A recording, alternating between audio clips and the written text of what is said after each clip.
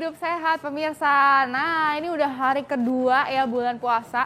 Pasti banyak banget ya yang tubuh kita tuh beradaptasi gitu ya. Tapi harus tetap sehat, tetap semangat dong. Yes, betul. Tapi kadang-kadang nih adaptasinya itu bukan cuma pola makannya juga loh, tapi pola tidurnya kita. Iya. Ya kan? Jadi itu juga berubah, ya? jadi berubah gitu. Yang Iya. tadinya biasanya mungkin di sini ada yang tidurnya jam 10, jam 11 atau bahkan jam 12. Udah nggak bisa lagi loh itu ya. Nah, jangan khawatir, ada obat-obatan herbal, ramuan yang bisa kita dapatkan di negeri tercinta ini. Yes, yang bisa membantu ya untuk Anda betul. tidur dengan nyenyak.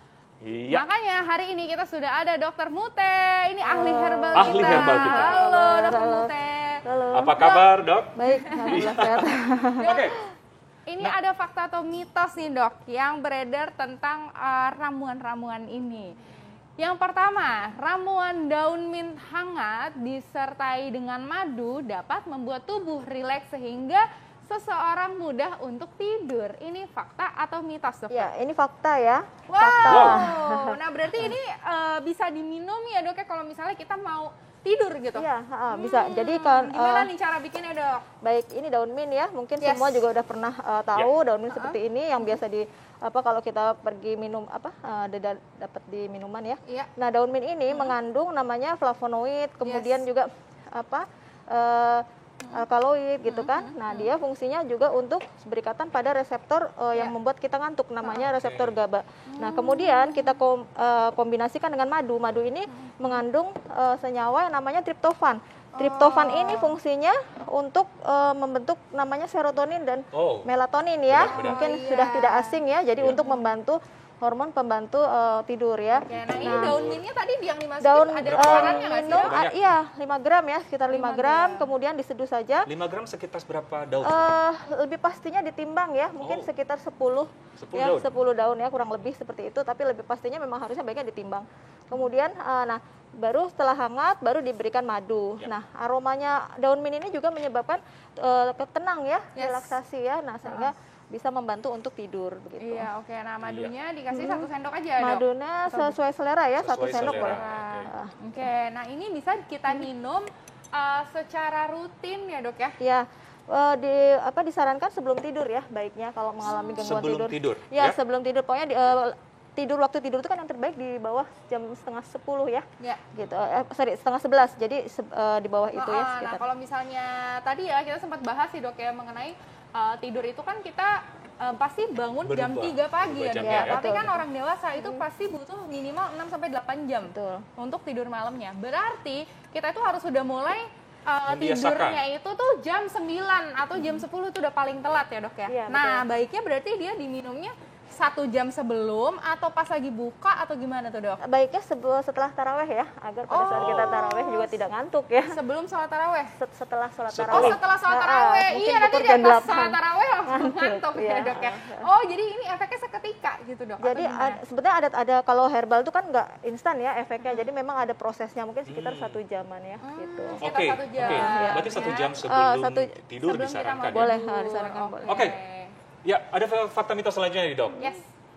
Konsumsi buah atau ramuan biji pala itu dapat mengatasi sulit tidur. Ya, ini fakta ya, memang fakta sudah ya? Fakta. Memang kalau pala kan memang tidak asing lagi ya untuk mengatasi gangguan tidur karena dia memiliki zat aktif yang namanya miristisin ya. Nah, miristisin ini fungsinya memang untuk mengatasi depresi biasanya ya, kemudian kesulitan tidur. Nah, gitu. Caranya biasanya kalau yang sudah dilakukan uji ini ramuan ini sudah diuji ya. Oke.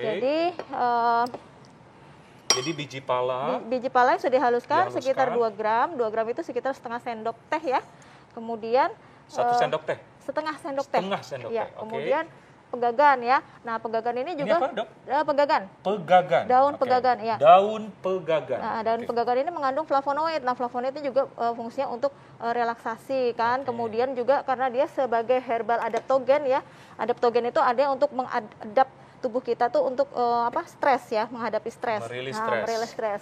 Nah, kemudian ini ada tanaman yang disebut lenglengan ya. Lenglengan. Lengan. Oke. Ya, leng-lengan. Nah, ini bisa didapatkan di mana ya, Dok? sebetulnya ini mungkin Di sini dok. Ini loh. Lengan tuh, Dokter Oh, Ali. ini lengan ya. sebenarnya tanaman herbal tuh banyak ada di sekitar kita ya. Cuman karena kita tidak mengetahui ya, Iya. jadi sepertinya sudah pernah lihat tapi namanya Oke, kadang-kadang nanti tidak bisa tahu di-search ya, leng-lengan ya. Nah, ini direbus dengan menggunakan 2 gelas air. 2 gelas air, kemudian ditunggu sampai mendidih sampai airnya tinggal setengahnya. Nah, baru dikonsumsi 1 jam menjelang tidur ya, begitu. Oke, nah ini nanti kita lihat nih prosesnya ya dok ya. Nanti pasti kita akan lihat ya dok ya, dan juga ini dikonsumsinya sebenarnya seperti apa ya kan, penyajiannya seperti apa, Ya. nanti saat lagi kita akan bahasnya, tetap di Hidup Sehat. Masih bersama kami di Hidup Sehat, masih membahas mengenai herbal-herbal alami, ramuan yang ada di negeri tercinta ini yang ternyata bisa mengatasi insomnia, apalagi pada saat puasa. Yes, gangguan Nah, tidur. masih meracik ini ya, Dokter Alin ya, Dokter Mutia ya. Ya, dan itu tadi kita udah membuat yang namanya ramuan pala ya. Pala dan apa ya tadi, Dok? Dan leng-lengan. Lengan? Yes. Leng-lengan. Sama pegagang juga. Pegagang, oke. Nah, ini udah jadi ya dok ya. Tinggal setengah, kemudian disaring baru disajikan. Kemudian disaring langsung disajikan. Iya, Nah, betul. ini konsumsinya seperti apa nih dok? Ini- Apakah setelah taraweh juga atau ada perubahan nih? Boleh saat berbuka puasa? Jadi sebaiknya sekitar jam 6 sampai jam 7 malam Oh. ya, dikonsumsi, diminum ya 1 kali sehari malam hari. 1 kali sehari. Satu Iya, kali betul. sehari, malam hari, Malam hari, ya, rutin. gitu.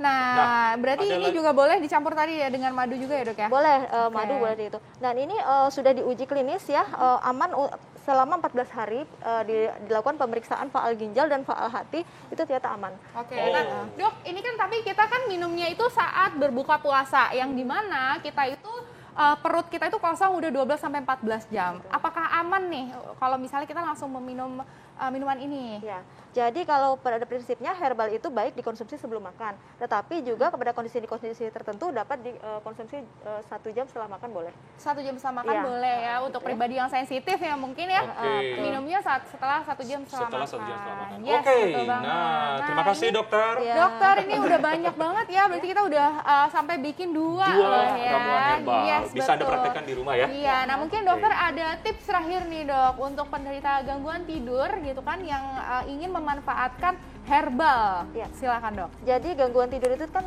yang pertama yang harus kita rubah adalah pola stres ya, karena Yes. stres itu sangat menentukan, sangat penting sekali untuk menjaga hormon supaya tetap seimbang agar pola tidur pun juga bisa teratur, karena nanti hubungannya sama pelepasan hormon melatonin kan ya. Iya. Yang kedua adalah pola makan. Jadi kalau pada kondisi-kondisi kurang nutrisi seperti kurang magnesium, kurang zinc, kurang vitamin B, itu juga ternyata berdampak terhadap pembuatan melatonin sehingga bisa menyebabkan secara tidak langsung menyebabkan insomnia. Nah, untuk herbal-herbal yang mungkin di sekitar kita bisa digunakan yaitu seperti pandan, jahe, mint, pala, dan leng-lengan, kemudian pegagan dapat dikonsumsi menjelang tidur ya. Jadi sekitar jam 6 sampai jam 7, atau kalau misalnya habis tarawih juga bisa dikonsumsi seperti itu. Oke, wah berarti ini Baik. herbal-herbal yang ada di Indonesia tuh sebenarnya bisa kita manfaatkan juga kita manfaatkan, gitu yang kan, ada di dan sekitar juga kita. betul, dan juga tetap harus cukupi kebutuhan gizi hariannya ya Tentu dok saja, ya, betul. karena tentunya dari situ juga yang pasti sangat Ya. baik untuk melatonin kita. Benar banget, setuju. Masih Oke. banyak lagi nih ya sebenarnya informasi kesehatan yang menarik untuk Anda, namun kami semuanya harus pamit. Terima kasih banyak telah menyaksikan Hidup Sehat TV One dan selalu nonton kami tiap hari Senin sampai Jumat jam 1 sampai jam 2 siang live di TV One. Jangan khawatir bagi Anda yang terlewatkan, tetap saksikan kami di viva.co.id. Yes. Oke, saya Dr. Ekles. Dan saya Dr. Edita Arlin, Indonesia Indonesia Hidup Hidup Sehat. Sehat.